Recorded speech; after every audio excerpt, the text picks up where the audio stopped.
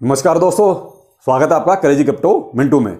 आज बात करेंगे आरबीआई गवर्नर साहब की कि वो क्या क्या नेगेटिव बोल रहे हैं और डॉज कॉइन की, कि भाई डॉज कॉइन आखिर क्यों गिर रहा है, उसका प्राइस क्यों गिर रहा है, ऐसी क्या मुश्किल आ गई। तो चलिए वन बाई वन दोनों को कवर करते हैं। वीडियो इंपॉर्टेंट है, अगर अच्छा लगे तो लाइक सब्सक्राइब जरूर कीजिए। न्यूज है जो चर्चा में चल रहा है वो है शशिकांत दास का बयान कि साहब क्रिप्टो को पूरी तरीके से बैन कर देना चाहिए। भाई साहब अब तक सोच क्यों रहे हो? देखो सीधी सी बात भाई, अगर सीधे एक सेंटेंस में कहा जाए तो सोच क्यों रहे हो भाई? सब कुछ पावर आपके हाथ में है, सब कुछ आप कर सकते हो, नियम कानून आप जानते हो, तो फिर सोचना किस बात का? कर दो बैन। तो ये कह देना बहुत आसान है कि बैन कर देना चाहिए, ये कर देना चाहिए, वो कर देना चाहिए। संसद से बड़े नहीं हैं शशिकांत दास जी, सीधी सी और एक सिंपल सी बात है। ये सिंपल सी बात का एक जवाब आया था अभी थोड़े दिन पहले ही, ज्यादा दिन नहीं, मेरे ख्याल से कल या परसों, जो संसद में कहा गया। तो जो संसद में कहा गया है वो सर्वोपरि है, वही मान्य है। शशिकांत दास जी को तो केवल वो कहते हैं पॉपुलैरिटी चाहिए, तो वो कुछ न कुछ किसी भी मंच पे जाके अपना बड़बोलापन बोलना शुरू कर देते हैं। तो भाई देखो, मैं हमेशा कहता हूं कि उनके बयान पे कोई ज़्यादा आप रिएक्ट मत करो, क्योंकि शशिकांत दास जी ने जो कहा वो आपने हर जगह सुन लिया होगा, तो उसको मैं रिपीट किया करूं। तो वो तो बयानबाजी उनकी चलती रहती है और मैं उनके बयान को देखिए सीरियसली बिल्कुल नहीं लेता हूं। इसलिए नहीं लेता कि वो संसद से ऊपर नहीं है। भाई संसद जो कर देगी, अपनी पार्लियामेंट जो कर देगी वही होगा, और पार्लियामेंट में ये चीज हो चुकी है कि भाई जो भी होगा, चाहे बैन हो और चाहे रेगुलेट हो, ये होगा ग्लोबल स्तर पर। जब सभी देश अगर एक मत पे राजी होंगे वही चीज होगी। तो भाई साहब अकेले इंडिया के बैन करने से कुछ नहीं होना जाना, और इंडिया बैन कर भी नहीं सकता है, क्योंकि सारी की सारी जो कंसेंसस बन रही है, जो बन रहा है हिसाब किताब, वो केवल और केवल रेगुलेट पर बन रहा है कि रेगुलेशन लाए जाए इसके लिए, ना कि बैन करने के लिए। हमारे शशिकांत दास जी तो बिल्कुल वो कहते हैं उत्तर दक्षिण चलते हैं, वो हमेशा उल्टे चलते हैं। उन्हें आज तक नहीं समझ में आया कि भाई आज तक भी तो क्रिप्टो करेंसी था, कोई आज की बात है क्या? जो अपने पे सीबीडीसी क्यों लेके आए? भाई जब आपको ऐसा ही लगता है तो सीबीडीसी नहीं लानी चाहिए थी। और फिर सीबीडीसी और क्रिप्टो करेंसी में जमीन आसमान का फर्क है। अब पता नहीं उनको ये फर्क क्यों समझ में नहीं आता। जमीन आसमान का फर्क है भाई, कोई लेना देना नहीं है। क्रिप्टो करेंसी अलग चीज है, सीबीडीसी अलग चीज है, और खुद ही इस चीज को उन्होंने कई बार एक्सप्लेन भी किया है, लेकिन फिर भी वो कहते हैं बड़बोलापन है उनका, जो वो किसी भी मंच पे आके कुछ भी बोल देते हैं। अब अगर कोई, मैं देखिए शशिकांत दास जी को मैं फॉलो नहीं करता हूं कहीं भी, किसी भी सोशल मीडिया प्लेटफॉर्म, अगर कोई फॉलो करता है तो उनसे आप ट्वीट करके ना कुछ चीजें पूछिए, मैं आपको देता हूं। भाई आरबीआई के गवर्नर हैं, बैंकों के सर्वे सर्वा हैं, तो मैं 511 बैंक अब तक बंद हो गए 2022 तक। क्यों भाई बंद हो गए? क्या बिगाड़ा था इन्होंने? क्योंकि घपलेबाजी करी थी। कुछ मर्ज हुए वो तो अलग हैं, क्योंकि कुछ होता है छोटी ब्रांचों को बड़ी ब्रांचों में मर्ज कर दिया जाता है, वो संख्या अलग है, वो तो मैंने लिखी नहीं है, वो तो हजारों की संख्या में है। लेकिन 511 बैंक हमेशा के लिए बंद कर दिए गए। क्यों भाई? जब बंदी करने तो चालू क्यों किए? क्यों? क्योंकि पीछे कुछ गड़बड़ हो गई। अब उस गड़बड़ को क्यों बताएं? क्यों? अगर बताएंगे तो जवाब देना पड़ेगा, तो इसलिए कहानी खत्म। ठीक है, अब इन बैंकों में अब तक 6 ट्रिलियन रुपए घपले में हैं, यानी फोर्जरी में हैं। बैंक वसूल नहीं कर सकते, लोन दे दिए, वापस नहीं आ रहा।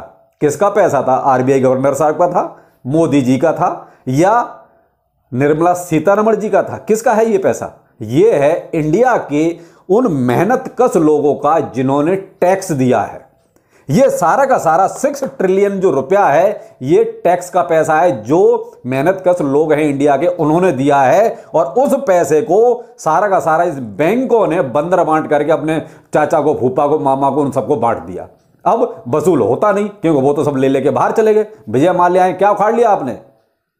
आपकी ही नाक पे पल रहा है ना, सबको पता है कहां पर है, फिर क्या ले लिया उससे, क्या उखाड़ लिया?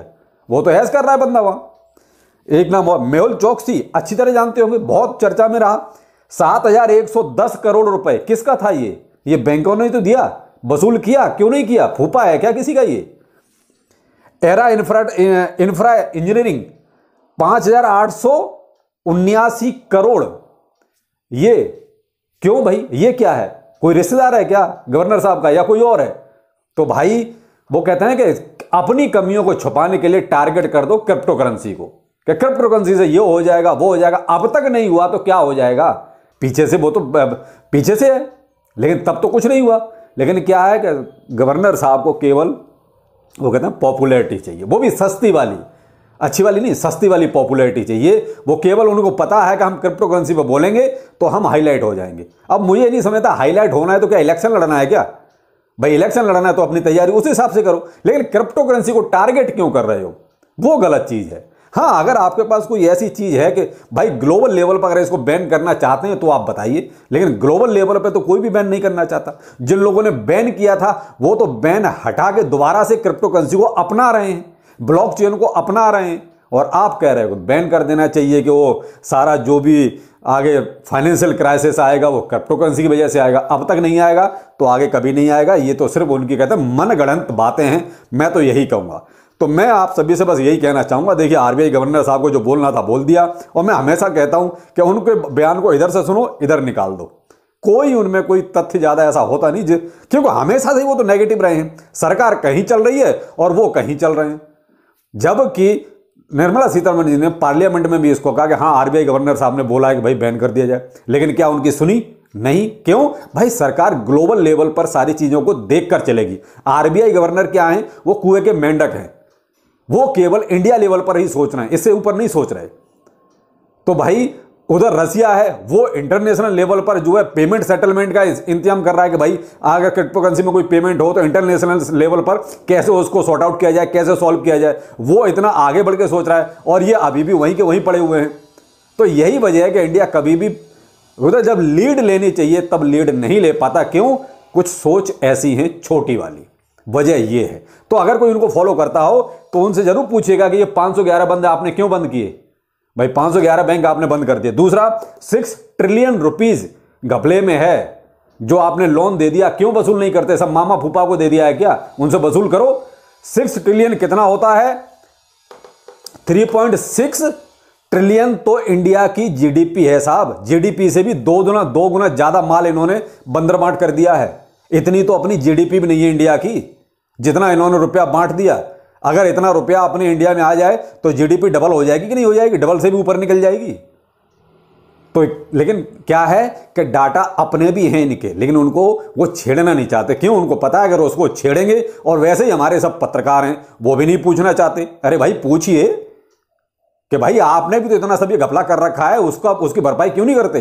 तो उस पर तो कोई फोकस नहीं। क्रिप्टो करेंसी उठे तो क्रिप्टो करेंसी, सोए तो क्रिप्टो करेंसी, बस उसको टारगेट करना है। खैर जो भी है, आप इधर से सुनो इधर निकाल दो, कोई उनके बयान की कोई वैल्यू नहीं है, मेरे हिसाब से तो नहीं है। क्योंकि हम तो ये मानते हैं जो पार्लियामेंट में जो चीज होगी वो फाइनल है। आरबीआई गवर्नर के उखाड़ने से कुछ नहीं उखड़ेगा। केवल आप पार्लियामेंट में जो हो रहा है ना, संसद में जो हो रहा है, उस पर फोकस कीजिए बस। बाकी आरबीआई गवर्नर को करने दीजिए जो कर रहे हैं। अब आते हैं हम डॉज कॉइन पर। डॉज कॉइन थोड़ा सा अभी फिर से थोड़ा सा मतलब परेशानी एक तरह से। अब वो डॉज कॉइन की परेशानी अपनी परेशानी नहीं है, वो तो एलोन मस्क वो कहते हैं अपने डिसीजन के लिए हमेशा से सुर्खियों में रहता है। अगला, अब ट्विटर का सीईओ पद छोड़ने की पूरी, पहले तो उसने पोलिंग कराई, जहां पर पोलिंग में ये लगा कि भाई पोलिंग उसके खिलाफ जा रही है, यानी कि सीईओ पद छोड़ने की जा रही है, तो डॉज कॉइन का प्राइस नीचे आने लगा। ये लगा कि शायद ट्विटर ही एलोन मस्क से जा रहा है। भाई साहब ट्विटर नहीं जा रहा है, ट्विटर आज भी उसका है और कल भी उसका रहेगा। वो केवल हेड का पद छोड़ रहा है, इसलिए कि भाई देखिए वो बिजनेसमैन है, उसके पास बहुत सारे बिजनेस हैं, और उसका जो सबसे इंपॉर्टेंट है, जो पहले नंबर पे है, वो है टेस्ला। तो देखिए टेस्ला को शायद वो टाइम उतना नहीं दे पाएगा जितना देना चाहिए। तो शायद इस वजह से उसको भी लगता है कि मुझे ट्विटर का हेड का पद छोड़ देना चाहिए। बाकी तो ट्विटर उसी का ही है, मालिक वही है, वो पीछे से उसमें सारी चीजें देखेगा भी। तो भाई किसी को नौकरी पर ही तो रखेगा। लेकिन क्या है कि कुछ पैनिक हो जाता है, तो वही क्रिप्टो करेंसी में पैनिक बहुत जल्दी होता है। और वही हुआ कि डॉज कॉइन का प्राइस $0.073 पर जो है अभी ट्रेड कर रहा है, जो 7 दिन में जब से वो पोलिंग इसने स्टार्ट किया ना, तब से लगभग ये मान लीजिए 20% प्राइस गिर चुका है। लेकिन ये केवल अस्थायी है, स्थायी नहीं है, परमानेंट नहीं है, ये टेम्परेरी है। जैसे ही कुछ हालात सुधरेंगे या जैसे ही कोई ट्वीट उसने अगर इस तरह का करा, तुरंत अपना डॉज कॉइन उसी प्राइस पर पहुंच जाएगा जहां पर था।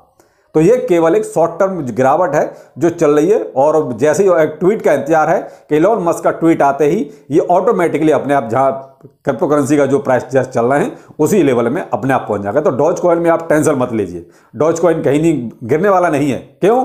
गिरेगा तो सबसे ज़्यादा नुकसान इलॉन मस्क का ही होना है, तो वो गिरने नहीं देगा।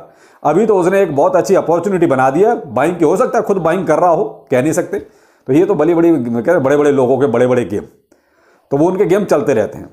तो बाकी रही बात आरबीआई गवर्नर साहब की, तो साहब इधर से सुनो, इधर निकाल दो, आप फोकस करो कि पार्लियामेंट से क्या न्यूज आ रही है, बस वही हमारे लिए इंपॉर्टेंट है। हमारे लिए आरबीआई गवर्नर का बयान कोई इंपॉर्टेंट नहीं है। तो चलिए फिर मिलते हैं, नमस्कार।